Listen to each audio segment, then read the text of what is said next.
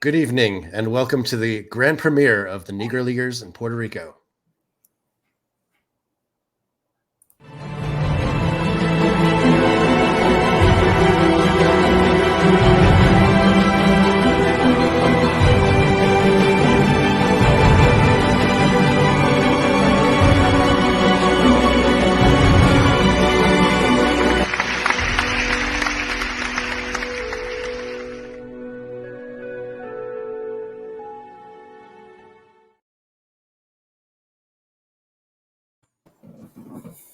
Good evening. My name is Adam Darowski. I am the Director of Product for Sports Reference, and I'm joined by Jorge Colón Delgado, the official historian of the Puerto Rican Baseball League. Hello, Jorge.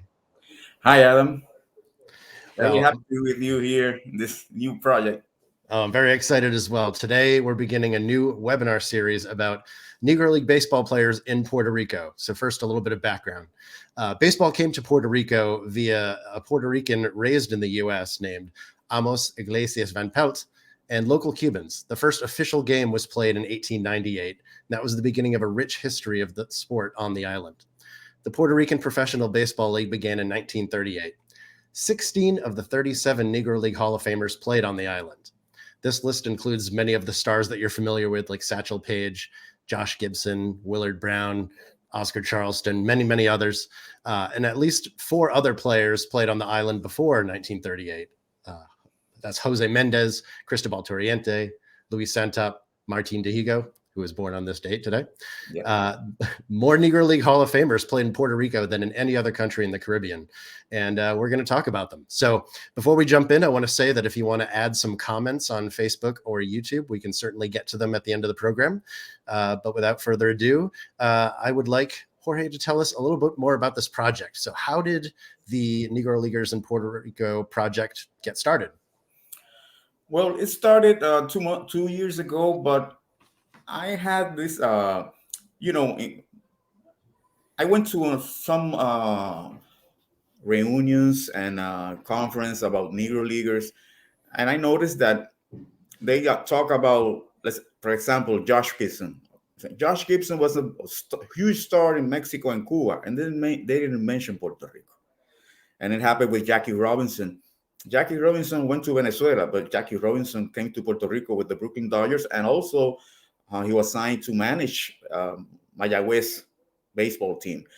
So that it bothered me a little bit, but I knew that it was our fault. And when I say our fault, Puerto Rican writers, because we write only in Spanish. So we need to write in English, and we need to do programs in English like this one.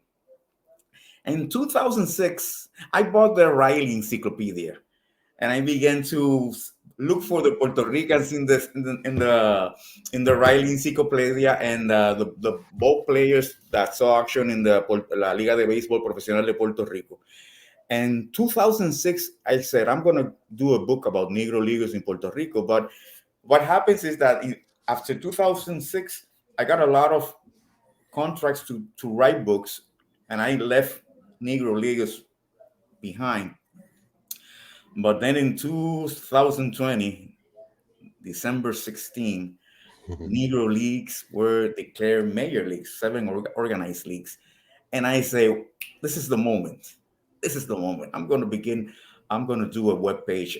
And I called my friend Javier Castellano, and I said, Javier Castellano is a webmaster, and he did my page, my other page, Baseball 101 in Spanish. That Baseball 101 has all the records of the Liga de Béisbol Profesional de Puerto Rico Professional Baseball League digitalized. And I said to Javier, I want a page more or less like Baseball 101. And we need to have it for February 13th, 2021, because that was the centennial of the Negro Leagues. And we worked together, and we had it. We launched the webpage, Negro Leaguers in Puerto Rico. And people began to notice a little bit, slowly but steady, baseball in Puerto Rico. And I received invitations for interviews and for presentations. I did my first one last February, Casa Teatro in Memphis, Tennessee. Then in April, I have got an invitation from the Joshua Gibson Foundation to talk about Josh Gibson in Puerto Rico. So then I got another invitation to be part of a 42 for 21 committee. So, things are going slowly but steady. I'm very happy for that, but there's a lot of work to do. Yeah, I think what's really important about this work is that obviously there's a groundswell of research happening around the Negro Leagues right now, and this data and these stories about their time in Puerto Rico is a missing piece of that. So I think it's very important, and it's great that people are discovering it and discovering your website. For me personally, I found it just by trying to fill in the blanks of like where some of these stars were in the winter or during the seasons where we didn't have data. And I was finding these amazing statistics for players like Titelo Vargas and even Josh Gibson and so many. So what was your goal of the website when you created it? Well, my goal is I have identified 217 players, Negro Leaguers, that's watching in the United States and in Puerto Rico. And I want to, I have completed 55 profiles, the records with photo, the biographic data, facts, and I'm going to put the most that I can from those 270 players. And we have a blog. My friend Thomas Beinheining. As a matter of fact, there are only 2 books written in English about Puerto Rico, and both of them were written by Thomas Beinheining. So imagine a history so huge and only 2 books in English and by the same person. So Thomas Beinheining is helping me in that page. I'm going to write in English too, and my goal is that in 2 years I'm going to have more than 100 profiles completed. Excellent. That's a lot. And I can't wait to read more because those profiles, not only do they have the statistics, they have the rankings and where they placed in the league, any triple crowns or streaks that they had. It's really interesting to read through all of those because you get some players who did well in the Negro Leagues, but were stars in Puerto Rico. But you also have players that went the other way that maybe didn't do as well in Puerto Rico, but they were stars in the Negro League. So it's interesting to see who did what and where. So before we move on, I want to just kind of take a step back and ask you if you can explain the history of baseball in Puerto Rico a little bit. We touched on it earlier, but I know there's a much richer story about the start of baseball in Puerto Rico. Yes, as you said, we started in 1898, but the founder was a young man by the name of Amos Iglesias Van Pelt. And he came to Puerto Rico in 1895, and he knew to play ball. He knew how to play baseball because he was from New York. His father was Puerto Rican. His mother was from New York. And then he came to Puerto Rico, and he didn't see no baseball activity. And one day he was in San Juan, walking by San Juan, and saw this big man with a bat, Braulio Sanchez, a Cuban. And he went to him and said, "Hey, you don't play here baseball in Puerto Rico, in San Juan?" He said, "Well, there are local Cubans who know to play the game. They learned while studying in the United States." And then Amos Iglesias told Braulio, "Please, I would like to know them." And Braulio coordinated to a meeting with the Cubans and Amos Iglesias Van Pelt, and altogether they taught Puerto Ricans to play baseball. And they practiced 2 years, 1897, 1896, 1897. And in January 9th, 1898, the first game was held, the first official game, between Almendares and Borinquen. Almendares, the local Cubans, and Borinquen, the Puerto Ricans. It was rain out in the 3rd inning, but that was the beginning. And they play every Sunday. What happens is that the Spanish War, we're talking about 1898, January 9th. We were under Spanish flag. And February was the main explosion in La Habana, Cuba Bay, the ship of the United States, the USS Maine. And that began the Hispano-American or the Spanish-American War. And everything stopped in Puerto Rico including baseball. And after, we know that when the troops came to Puerto Rico, they played between them. We know that they play in San Juan, they play in Mayagüez, they play where there were barracks because they knew how to play the game since the Civil War. That was the major entertainment. Mm-hmm. And then the Puerto Rican, when United States has had total control of the island, and they established all those federal governments, federal offices, Treasury, medical, U.S. Health Department, all those federal office. Then they did teams. They began to make up teams, and those departments plus the soldiers that were here plus the ships that came to Puerto Rico, every ship had a team. And then the Puerto Ricans began to play against them and be part of those teams. And that's where really the Puerto Ricans polish their skills. And from that on, but that was, we began to progress a lot. And the history of Puerto Rico in the major leagues. Right. When did Negro League stars start coming over? You mentioned, we had mentioned at the beginning of the program that many came over before the start of the professional league. So how did that start to come about? The first team that came was the Alex Pompey's Cuban Stars. That was the first team that came to Puerto Rico in 1916. Mm-hmm. And in those teams, that's what you mentioned, Jose de la Caridad Méndez and Cristobal Torriente. And very interesting, Jose de la Caridad Méndez stayed in Puerto Rico a few months, and he lived in San Juan, and he taught Puerto Rican kids to play baseball. Uh-huh. Yeah, and he lived in Calle San Justo Street in San Juan. And then he left, but he helped to develop, for the time he was in Puerto Rico, develop baseball in San Juan. And then from 1916, occasionally Negro Leagues team came, but it wasn't until 1931 that steadily, every winter, we had Negro Leagues teams and teams from Mexico, Dominican Republic, Venezuela, and Cuba. And that's what they call in Puerto Rico foreign league, Liga Extranjera. Mm-hmm. And there's where we got to see Martin Diego, Josh Gibson, Rap Dixon, and all those great players. And as a matter of fact, I thought that Joshua Gibson, the first team that he managed was Santurce in 1939. No, he managed Brooklyn Eagles in 1936. Oh, really? Yeah. So Josh Gibson had 2 managerial jobs in his career, and both were in Puerto Rico, Brooklyn Eagles and Santurce. So this in that period, 1931 to 1936, we got Concordia, Las Estrellas de Ramírez, Almendares, among New York Black Yankees, and among those teams played against local teams. And they played between October and February, mostly. And then in 1938, La Liga de Béisbol Profesional de Puerto Rico began. That we had an organized league with 6 teams.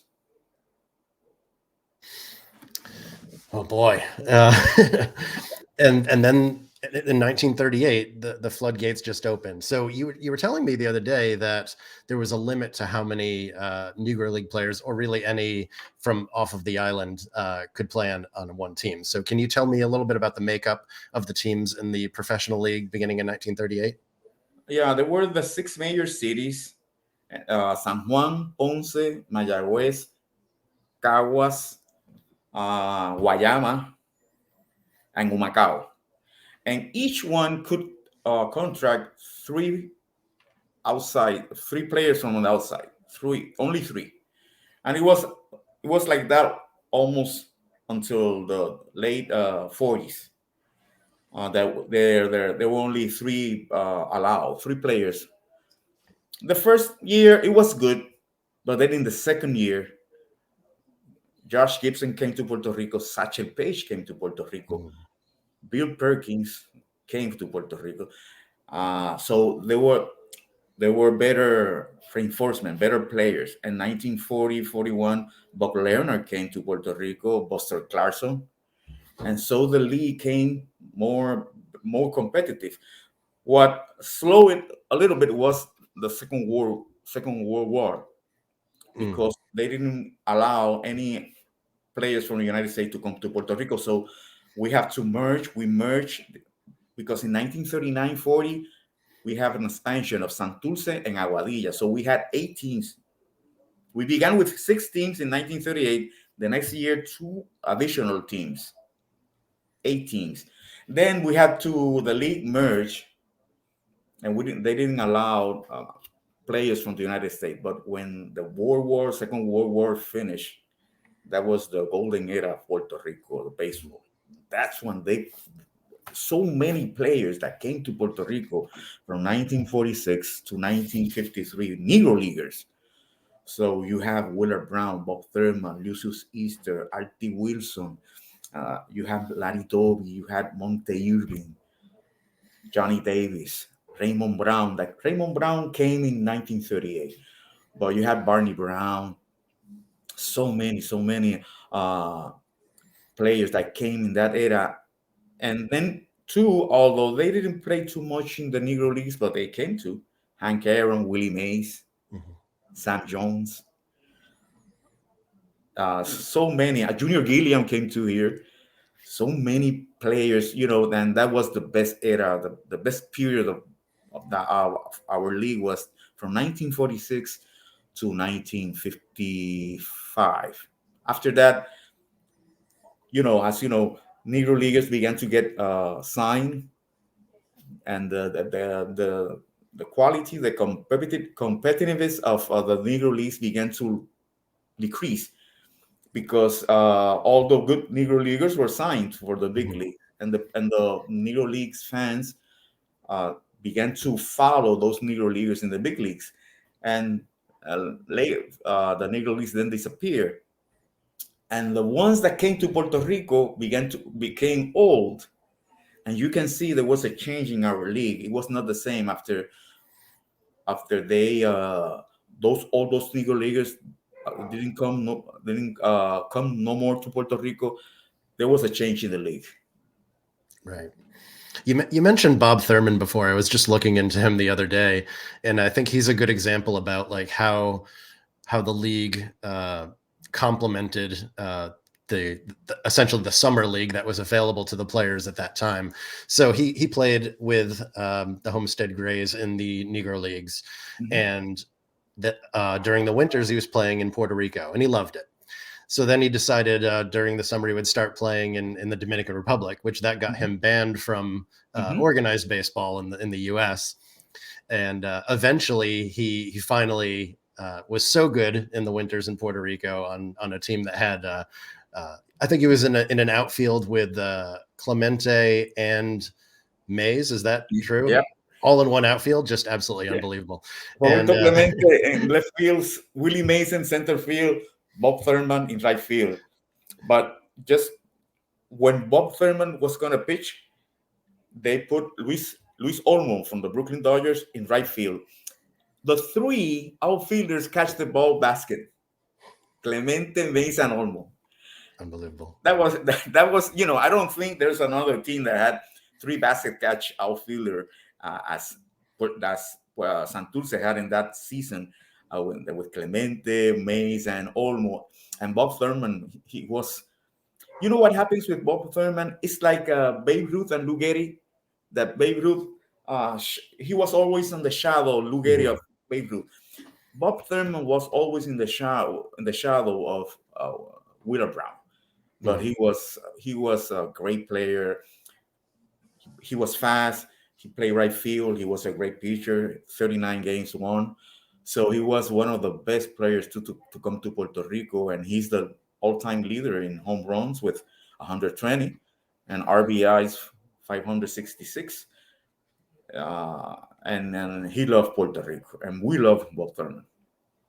Yeah, and he did so well that the Cincinnati Reds finally came calling. And what was he, 36 years old or something? And he got his start in the National League that late. Just an unbelievable story. Yeah, and he did good with Cincinnati, although he was old. He did very good with Cincinnati. And these players, now that you mention Bob Thurman, all these Negro leaguers that came to the big leagues, after Jackie Robinson came to the big leagues, and then came Larry Doby and all those Negro leaguers, they began to take the awards, you know, Absolutely. All and of them. Yeah. yeah, it changed. And before it was, with all due respect, we can say it was Ted Williams, it was Stan Musial. Now they had to share with all these Negro leaguers that were, great players. And they were so eager to prove that they were as good as them, as good as the white players. It's a shame that because the color of the skin, they couldn't play before, really, and they couldn't live a better life for them and for their family. Yeah. I finally did some research. This was a few months ago. I was trying to figure out exactly what the impact of integration was. So the Negro major leagues were around for 29 years. That's 1920 to 1948. Mhm. So I looked at the 29 years after that. So it was beginning in 1949. And I took the top 40 players, the top 40 hitters by wins above replacement, WAR. Mhm. And I decided to look at which ones would not have been allowed to play in the previous 29 years. And it was over half of them. So that illustrated to me exactly how much, what we mean by it was a major league, that it was literally just as good. Like you're like literally split the league in half. Now there were fewer players, but when we're looking at the top heavy talent, that we were missing out a lot of players before 1948. Yes, yes, and so I think a lot. What will happen if all those players will have played in the big leagues? And I say, I'm for sure that the history will be different, Mm-hmm. very differently. And one player that I think a lot is Josh Gibson. Josh Gibson won the Triple Crown twice and in a row. Mm-hmm. And you imagine Josh Gibson playing right field as Babe Ruth? What numbers he had? Oh yeah. Because all those numbers, Josh Gibson was always the first in batting, homers, RBIs, and he was a catcher. That's the most challenging position, and he batted like a like an outfielder. He was a great player, and I don't like to say that he was the Black Babe Ruth. No, he was Josh Gibson. Babe Right. Ruth was Babe Ruth. Right. So we touched on some statistics earlier. I'm a big statistics guy. Your website has a lot of them. So I was curious if you could tell me a little bit about where those stats came from and how complete they are. And do we have full records of the Puerto Rican League? Well, I have all the records for the Puerto Rican League from 1938 to the present, but they are different sources. For example, Uh, every time in the newspapers, the day after the last day of the season, they put the final statistics. Mhm. So I have a copy of the final statistics from 1967 to now to the present. They are official statistics. You can Mhm. of the league, but before I haven't found a book, a report officially from the league. But I Mhm. have the statistics from the newspapers, and those statistics are the ones that have been used forever. Mhm. Uh, but I have, every since 1938, I have all of those stats. I remember just a little story when Hurricane Maria came. I have them in a Oh no. plastic box, Oh and no. water came to where I live. And after I had left my family in the home, my besides me, in the second floor, I came back, took the took the box, and gave it. Unbelievable. Say, you put this box in the top of the house because this cannot be. That's all the records are there. And Mhm. I remember that my wife said, "Where are you going?" I have to go back. I cannot, I have all the statistics in that box. So I save them. And for me, that's very important. And I'm so glad that you did, because you're preserving history there, and now I'm so excited to see what you're going to do with it. I'm happy to help out however I can, and yeah, very exciting. So one question that I had too was, well, I guess first, can you tell us about the webinar series? How often will they be, and what can we expect from them? Okay, the webinar series is going to be once a month. It's going to be a presentation in PowerPoint, and we are going to, you and me are going to be talking about over the slides. Let's say for the example, the first one is going to be "They Were Our Heroes Too." There, we're gonna present the history of the Negro Leagues in Puerto Rico, and from that on, then we can talk so many things. One of the first one is Jackie Robinson in Puerto Rico. Then we have a presentation of Francisco Pancho Coimbre with Yeah. author Raúl Ramos, who wrote the book of Pancho, the latest book of Pancho Coimbre, so people can know more about Pancho Coimbre and Wheeler Brown, and when Raymond Brown defeated the New York Yankees.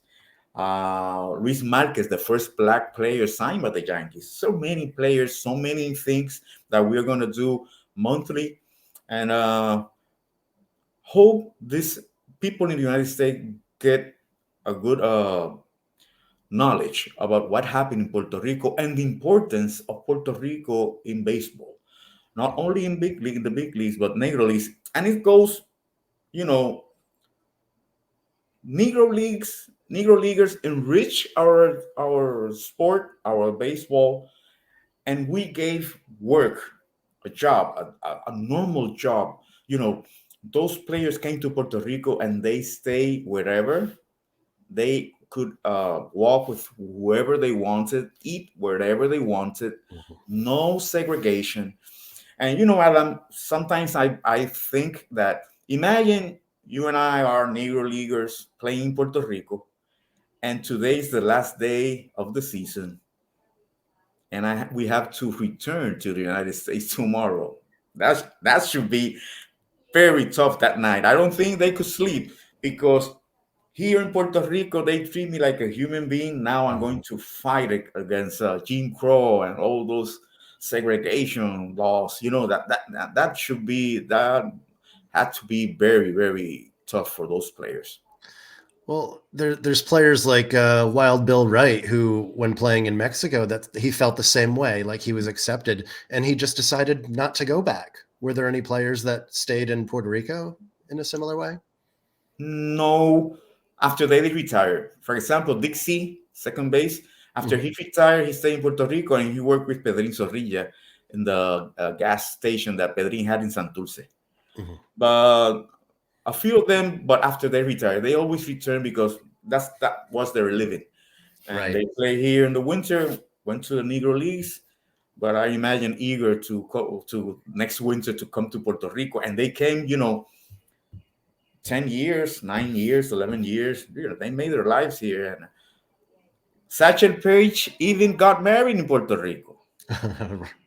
Didn't he get married a lot of places? I don't know. Yeah. That's a problem that we're going to talk about that. And they tell me that he has a son, a Puerto Rican son. His name is really? Julio Page. He lives in the United States. And I have a lot of people in Guayama. When Julio Page goes to Guayama, I'm going to be there to interview him. But yes, Satchel Paige was married here in Puerto Rico with Lucy Figueroa, a Puerto Rican lady from Guayama, and they had a Julio Page. So that's another great history. Another great story. Yes. Yeah, another great story. Here's a question. Mm-hmm. Why me? Why am I here? Why you are here? Well, I saw you in a. We first of all we follow each other in Twitter, okay? But I saw you in a program with Larry Lester, Adrian Burgos, Gary Asheville, and a gentleman from the Negro Leagues Museum. Raymond Oswell. Yes. Yes. And I saw the way you had that program. You know, you have four very bright people, and you manage very well. And I say, I think that person can help me. But I was a little bit, I said, well, I'm going to write to him. But that was later. And I remember when I decided to do the program, I wrote to you, I have the message, and you answered in 20 minutes. I mean, very interesting. I was surprised because you didn't know me. And I was very happy as well. Is he is in, that means that this is good, what I want. And here we are, you and me, in Negro Leagues in Puerto Rico. But I appreciate a lot, and I'm very happy to have you with me in this project. And always will appreciate and be thankful for you being with me, accepting immediately to work with me. Oh, I'm thrilled to do it. I was honored when you asked me to do it because the webinar that you saw, that was the first webinar I've done. So I'm glad you thought that it went well. But I'm very happy to have this opportunity to not only allow you to do this program, but to learn from you, because I don't know much about Puerto Rican baseball at all. So I'm very excited to learn about it. But there's all these names that I know who played over there. So now I get to have a more complete history of these players in my brain. And I'm Yeah, very appreciative of that. sure, sure. I'm very glad and looking forward to all this webinar series. Excellent. Well, the next one will be on Wednesday, June 15th, called They Were Our Heroes 2. So I want to tell people how they can follow along with Yes. the Let Negro. me put the promo here Okay. and explain the photo. Excellent. Yes. Ah, stories that need to be told. They were our heroes too. There you see Willard Brown receiving a kiss. That photo was taken at the governor's mansion, La Fortaleza. Imagine Willard Brown was invited to the governor's mansion, and he was, he knew Governor Luis Muñoz Marin. And the Governor Luis Muñoz Marin, every time there was an All-Star game, he gave a dinner for all those who were selected. And Willard Brown was always selected. So there you see, he had a lot of fans. And that's our first webinar. That's going to be June 15 at 8 o'clock. And here we have where you can follow us. This is the YouTube channel, Negro Leaguers in Puerto Rico. Twitter, Negro Leaguers PR, and this is the page, Negro Leaguers Puerto Rico, the web page. So you can see all the records and all the things that we are doing, the investigations. And there's a part, a very important part in that web page, because I have the Puerto Ricans. We have box scores of the Puerto Ricans who play in the organized leagues, but there are few of them that we don't have. So do not consider them big leaguers. Mhm. There are about 5 or 6. But Gary Ashwell, in 2016, he made an article about. He wrote to me, "Hey, do you know Jose Torres?" And I said, "Yes, I know him. He played here in Puerto Rico with Humacao. Do you have a photo of him?" Yes. And I sent him the photo, and he published an article about Jose Torres and box score. That box score that he published in 2016 was what made or approved Jose Torres as a big leaguer. That's amazing. Yes, and that's when Yeah.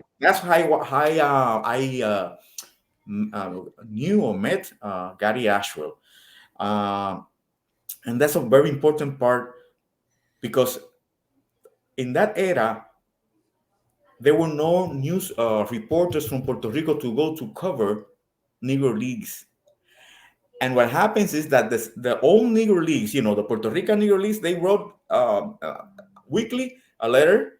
Okay, we did this.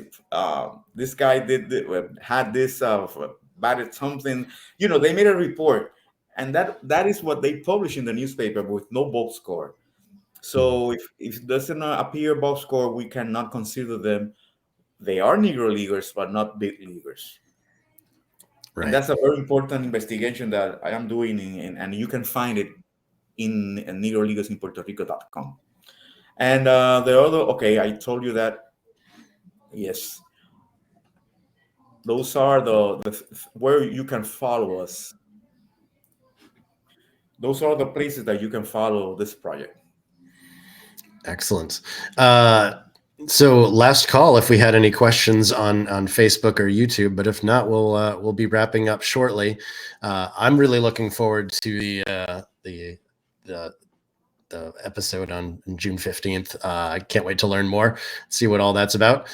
We showed that photo of Willard Brown there, and make sure you go to NegroLeaguersPuertoRico.com where you can see that Willard Brown hit 350 in Puerto Rico with 2 Triple Crowns and over 100 home runs and less than 2,000 at bats. It's just amazing to have that additional information that we can add to his career resume. It's amazing.